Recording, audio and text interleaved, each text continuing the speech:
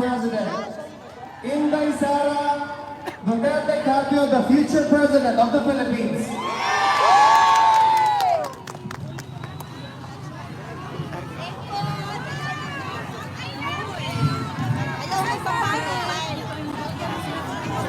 Kayo! Ngayong buntag sa inyong tanan, magandang umaga sa inyong lahat. Naimbag na aldaw, kada kayo amin. Yun lang alam ko, hindi ko alam yung Pangasinan. Unahin ko po muna ang aking mga pagpapasalamat. Unahin po natin ang pagpapasalamat natin sa Dutch Police at sa municipal government ng The Hague, Netherlands sa kanilang pagtulot sa pagpahintulot na tayo po ay magsama-sama ngayong umaga na ito para po sa celebration ng 80th birthday ng ating minamahal na Pangulong Duterte. Di ba sa Chinese, no? Kay malas daw ang 9. So malas ang 79. So maabot na ang swerte. Kaya nalampasan na niya ang 79. Naana siya sa formidable 80. And pag pangutanon ni mo siya, ang giyahan ito ba, birthday na nimo, lagi, siya, saan ito ba siya, 83, siya 83 na po, 84 na po, 85 na po.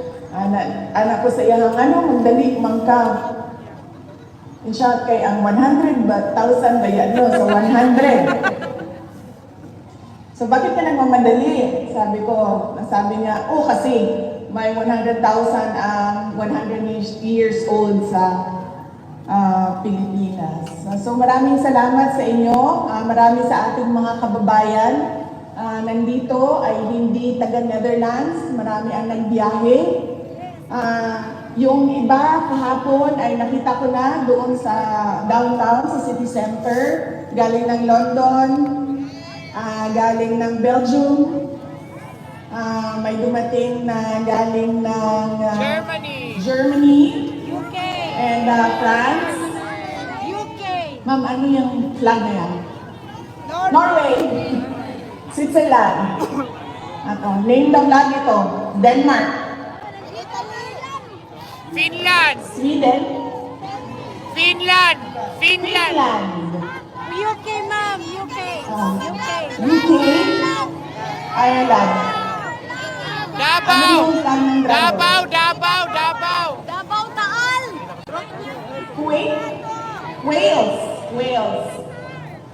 Kasamaan ka sa Kuwait, ani. Hindi malam ang plano. Davao, yes.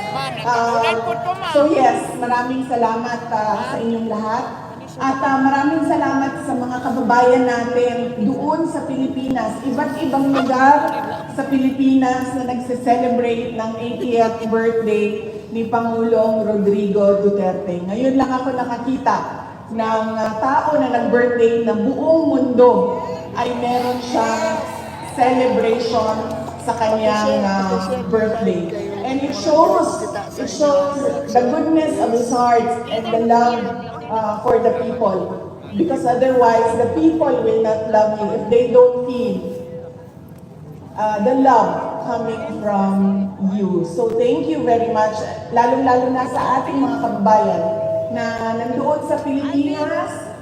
Kanina pa sila nagsimula, 2:00 ng hapon at hanggang daw sila matapos ang 12 midnight at matapos ang araw na ito na kaarawan ni Pangulong Duterte. At syempre, ang pagpapasalamat ko sa ating mga organizers dito sa The Hague, sa ating pagtitipon ngayon. Merong nag-apply ng permit, merong nag-organize ng ating sound system, merong nag-organize ng ating mga barikada, at marami pa silang pinagtrabahuan para mapanigurado na komportable at meron tayong time and space ngayong araw na ito para sa ating picnic celebration ng birthday ni Pangulong Duterte. Maraming salamat sa inyo, mga organizers natin.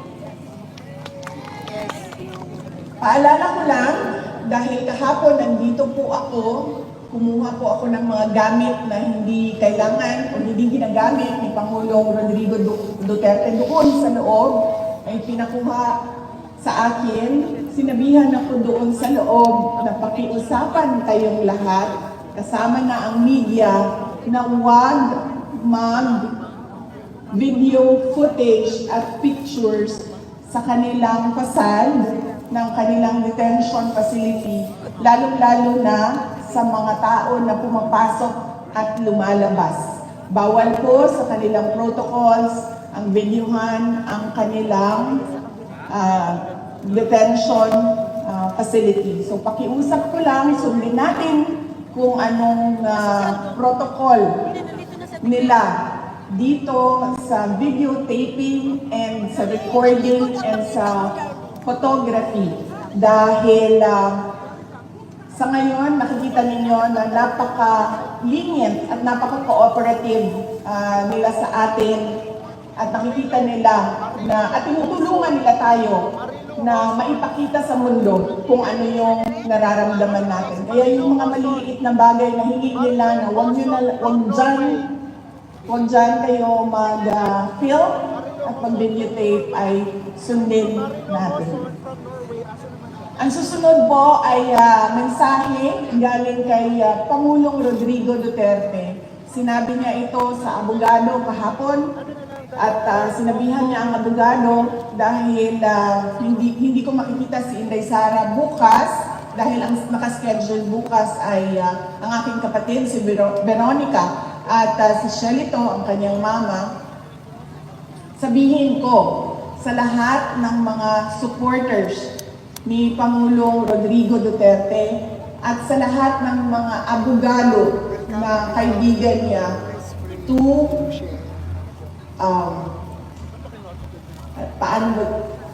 sinabi niya na huwag tayong makialam sa kanyang kaso sa International Criminal Court. Hayaan natin ang kanyang mga abogado at ang korte mismo magdesisyon kung ano ang mangyayari o ano ang susundin kaparte ng proseso ng korte. Sabi niya, kung gusto ninyo ipahayag ang inyong pagsuporta, kung gusto ninyo ipahayag ang inyong galit na nararamdaman or kung kasiyahan na nararamdaman, sabi niya, huwag natin pag-usapan ang kaso at huwag natin pag-usapan kung ano yung nangyayari sa kaso. Lalong-lalo na pagdating sa mga complainants o reklamo na nandyan sa loob sa International Criminal Court. So yan po yung mensahe ng detention center. Pakiusap ng detention center sa ating lahat. Yan po yung message ni Pangulong Rodrigo Duterte kahapon na pinadaan niya sa abogada na pumasok sa kanya at nakipag-meeting sa kanya kahapon. Ang susunod po ay sinabi sa akin ni Pangulong Rodrigo Duterte noong huli naming pagkikita, meeting sa loob. Sinabi niya, sabihin sa inyo, sabihin sa ating mga kababayan na kailangan niya ang tulong ng mga PDP senators at ng kanilang mga guest candidates. So, tulungan niyo po ako isa-isahin kasi noong nakaraan ay nakalimutan ko yung isang pangalan. So, isa-isahin po natin ang kanilang mga apelido. Una po ay si Senator Bongo. Yes! Pangalawa ay si Senator Bato de la Rosa. Yes! Ang sunod po ay si Senator Attorney Jimmy Bondo. Yes! Ang susunod ay si Senator Attorney J.D. Hinlo. Yes! Ang susunod ay si si Senator Attorney Raul Lambino. At ang panghuli po ay ang ating kaibigan, si Mr. Senator Philip Salvador.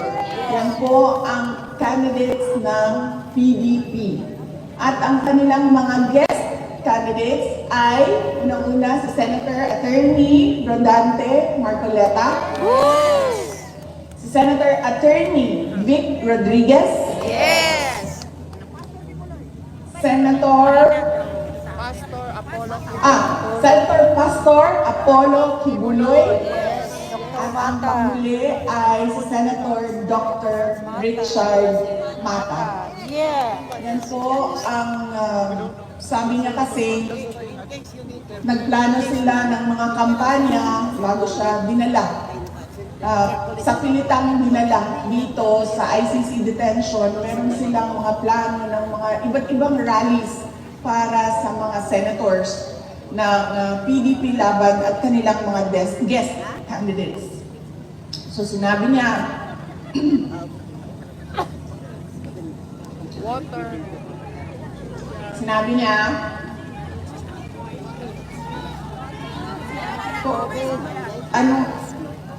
ma'am, para si PRD Coke Zero yon, ako Pepsi Max.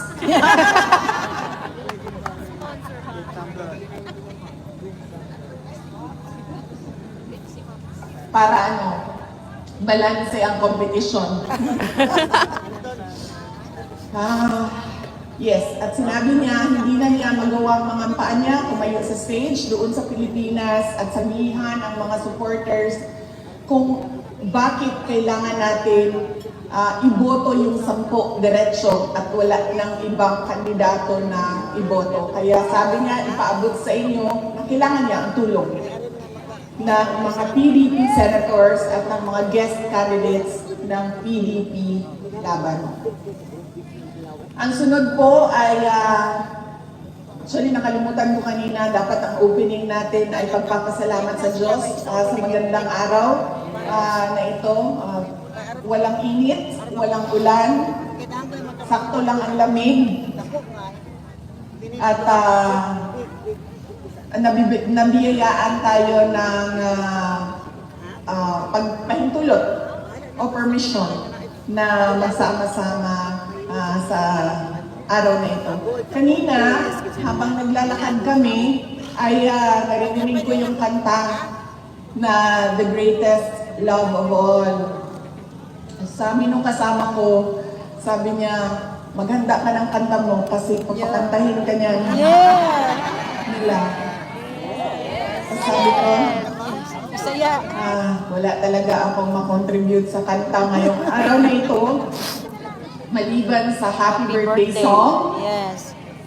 na nagawa ka natin kanina o hindi pa. Gawin natin ngayon. Papunta na tayo doon. Maliban sa Happy Birthday song. So, yun po ang message ni Pangulong Duterte sa politika ng ating bayan. At sinabi niya na bantayan natin ang ating boto. Dahil ang mga tao na desperado ay kung ano-anong pandaraya ang naiisip para lang manalo sila. Kaya kailangan daw ay bantayan natin ang ating boto at paniguraduhin natin na tama ang pagkabilang ng mga boto ng ating mga senators. So yan po ang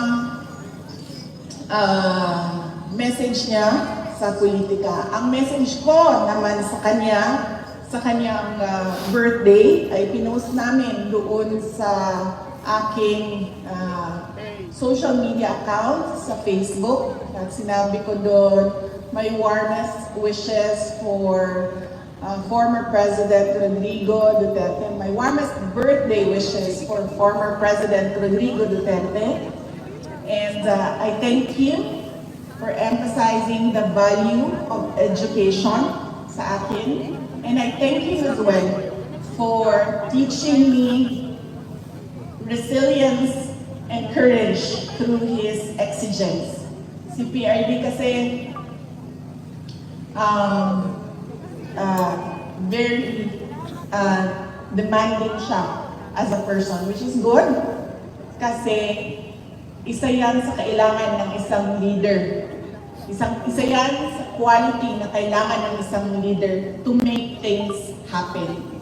You have to be very exacting and very demanding, especially sa mga tao na katrabaho mo o kailangan gumalaw para sa trabaho ninyo. And that was his way as well sa amin noong kami ay lumalaki. At nagpapasalamat ako doon dahil natuto ako na maging resilient and brave dahil sa kanyang pagpapalaki sa amin. In fact, noong isang beses na magkausap kami sa loob, sabi niya sa akin, alam ko, pag-usapan namin ang pagbisita ng aking mga kapatid at sinabi niya sa akin, sabihan mo sila bago sila pumasok dito, huwag silang umiyak.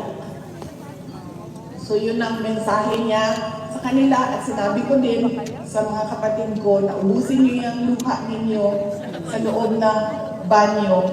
Pagpasok ninyo doon, huwag kayong umiyak.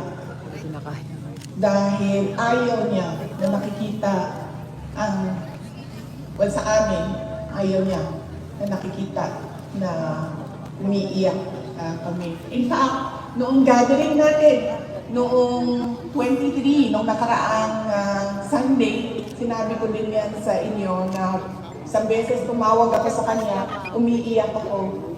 Tapos tinatanong lang niya, nasaan ka? Nakidnap ka ba? Tapos iyak pa rin ako ng iyak, hindi ako makapagsalita. Sabi niya, buntis ka ba? And then sinabi ko lang, nahihirapan ako sa aking pag-aaral. And then sabi niya sa akin, bakit ka umiiyak? Mag-aral ka, bumalik ka sa mga libro mo, mag-aral ka. Ganun siya na klase ng parent, no? Ang mga bagay na iniiyakan lang ay kung nakidnap ka or nabuntis ka nang wala sa panahon. So yun ang pinagpapasalamat ko sa kanya ngayong araw ng kanyang kaarawan. And syempre, napaabot ko yung pagpapasalamat sa ating mga kababayan sa iba't ibang panig ng mundo sa pagpapakita nila ng suporta sa ating Pangulong Rodrigo Duterte. Idasal natin ngayong araw na ito na sana ay ibalik na siya doon sa Davao City, sa Pilipinas, dahil inaantay na siya doon ng mga Davaoenyo dahil siya ay meron pang term o darating pa yung term niya na magiging mayor pa siya ng Davao City. At syempre, idasal natin na siya ay bigyan ng lakas ng loob na harapin lahat ng kanyang problema sa paglalaba, pagluluto, at paglinis ng kwarto niya dyan sa loob ng ICC Detention Center. Dahil nasanay kasi siya na merong girlfriend o merong ka-live-in na nag-aalaga sa kanyang pagkain, paglilinis ng bahay, at paglalaba. So hindi ko lang alam ngayon, dahil ilang araw na rin kami hindi nagkausap, kung natuto na ba siya maglaba. Kasi sinabihan ko siya na kailangan mo talaga matutong maglaba kung hindi pa balik-balik yung damit mo. Hindi mo siya malinis. So sana ay, yun nga, ipagdasal natin na malampasan niya ang hamon ng paglalaba, pagluluto, at paglilinis. At sana ay, dasal din natin na sana ay kunin na niya yung kanyang right na maglakad sa loob, sa labas ng building, doon sa kanilang park. Meron silang park sa loob. Ay sana ay kunin na niya yung right niya na lumabas at maglakad doon sa park. So let us pray that he learns to do these things one day at a time until kukunin na natin siya para ihatid pauwi sa Davao City at bumalik sa pagsiservisyo sa ating bayan. Noong nakaraang rally, noong 23, March 23, sabi ko sa inyo, di ba, ako may takot ako para sa kanya na ibalik siya sa Pilipinas dahil nakita naman natin kung ano yung kapasidad na kanyang mga kalaban. They can easily assassinate a person on the airport tarmac, no? So yun yung takot ko.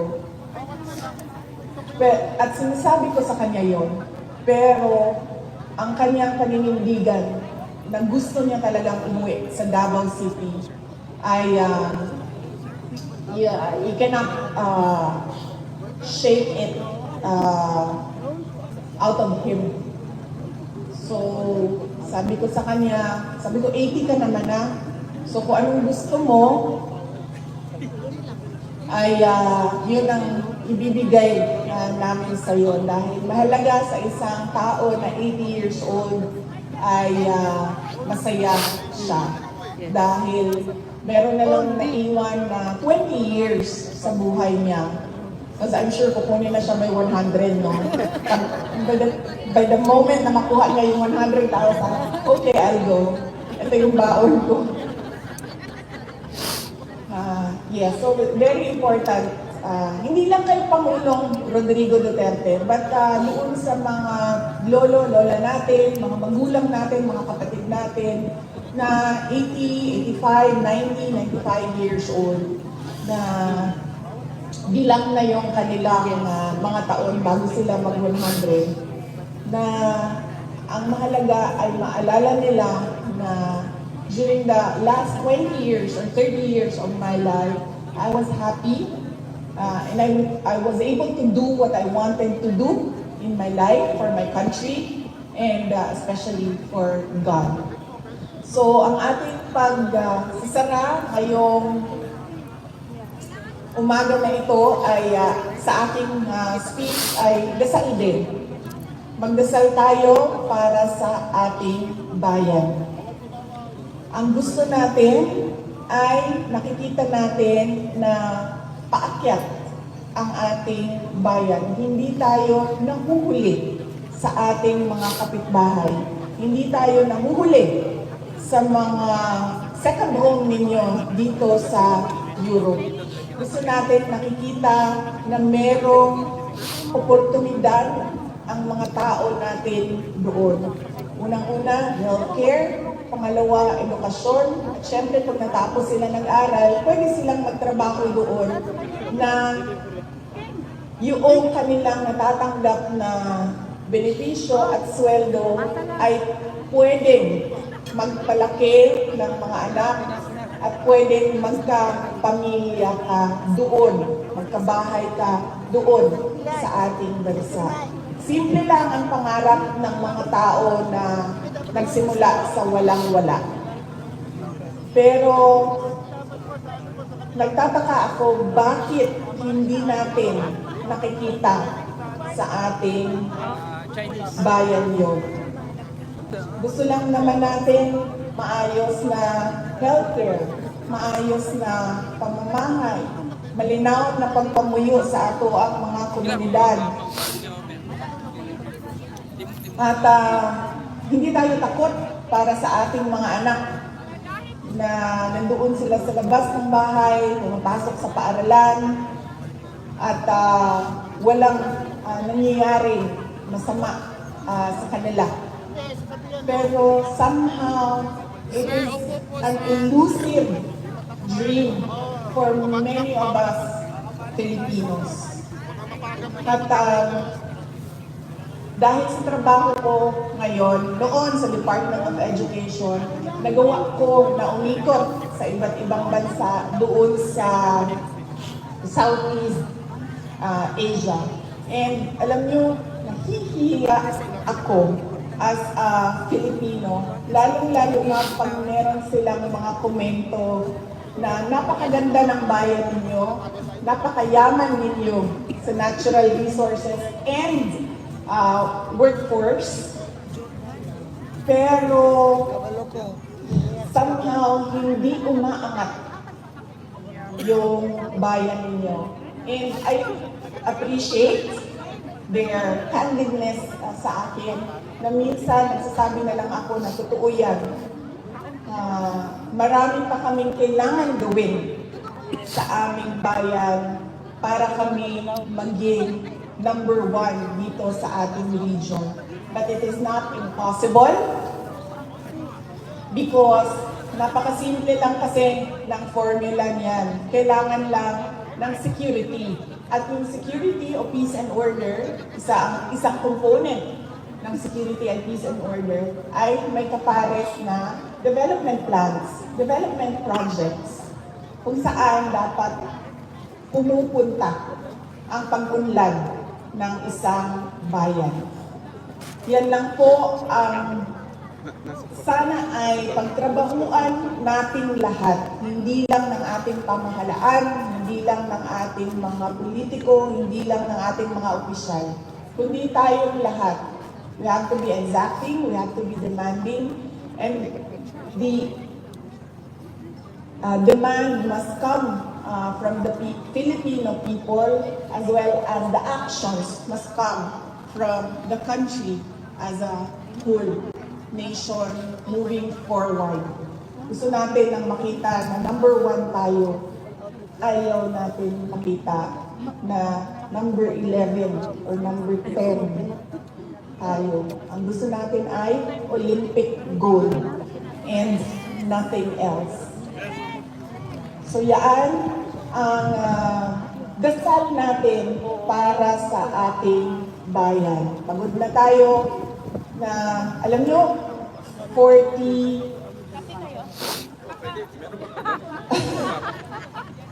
alam nyo, 20 plus years old na ako. Muntik ako magkamali doon, mama. 20 plus years old na ako. And sa 20 years ko sa Pilipinas, parang pare-pareho lang simula noon. Lumadami lang ng tao, actually. Sa amin sa Davao City, pareho lang siya.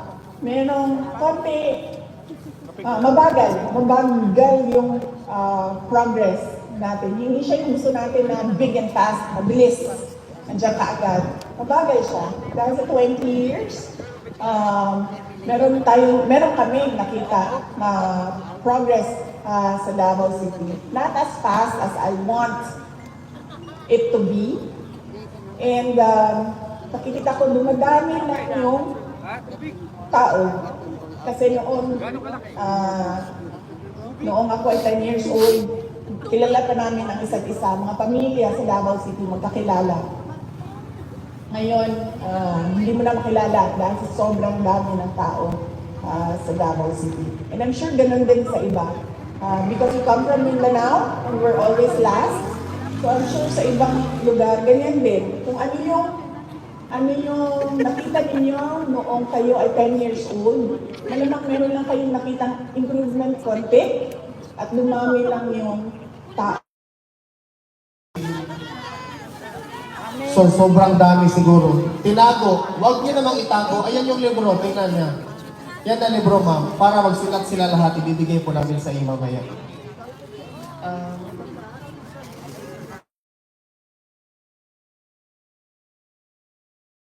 Ang nakuha namin kahapon dahil bawal po yun dyan sa kanila sa loob. Kaya ang pwede nyo lang pong ipadala sa loob ay letters lang or cards, of course, birthday cards.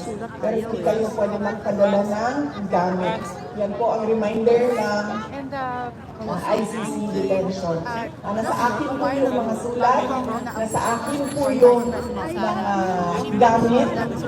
Kasalukuyan po siyang ini-inventaryo namin para po masabi namin sa inyo ilang chocolates po yung natanggap, ilang cookies yung natanggap, ilang t-shirt, ilang may brief pa po na natanggap. Meron po nandun sa amin. Meron pa po medyas at iba't iba pang mga gamit, no? Napag-usapan namin noong mga kasamahan ko habang kami ay nag-inventaryo dahil sobrang dami ng tsokolate na alam naman nating diabetic si Pangulong Duterte. Nakikita mo doon sa inventory yung best of Europe na chocolate. Sabi ko sa mga kasamahan ko, tikman natin ito isa-isa para masabi natin anong bansa ba talaga dito sa Europe ang pinakamasarap ang tsokolate. But more than that, dahil sobrang dami talaga niya, ay napag-usapan namin na dadalhin namin siya doon sa Davao City, sa House of Hope. Ito yung children with cancer na laging pinupuntahan ni Pangulong Rodrigo Duterte. Ito yung parang mga bata na lagi niyang kinakausap, binibisita at nagpa-party sila doon sa mga bata na may cancer. So yun ang napag-usapan namin. Dalhin na lang namin at ihatid namin doon at i-update lang namin kayo na na-deliver na namin sa House of Hope yung mga tsokolate na pinadala ninyo at hindi din naman pwedeng ipasok sa loob ng detention center. So, yes, maraming salamat sa mga letters, cards, and mga gamit para kay Pangulong Rodrigo Duterte. Dito? Dito.